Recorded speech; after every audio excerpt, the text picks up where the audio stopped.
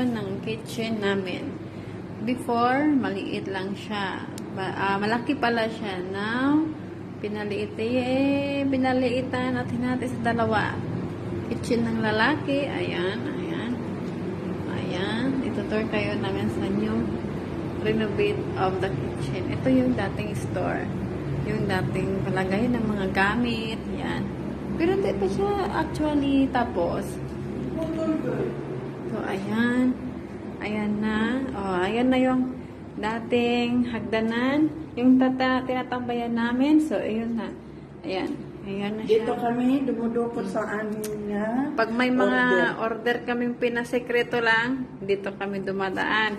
Kasi may exit dyan, may pinto, may susi, di ba? Pwedeng lumayas ng kung gusto mo. And then, tapos dito na yung kwarto ng bagong magiging tagaluto. Tagaluto is lalaki na siya. So, ngayon, ayan na siya. Ayan. Yan na. Ito na siya.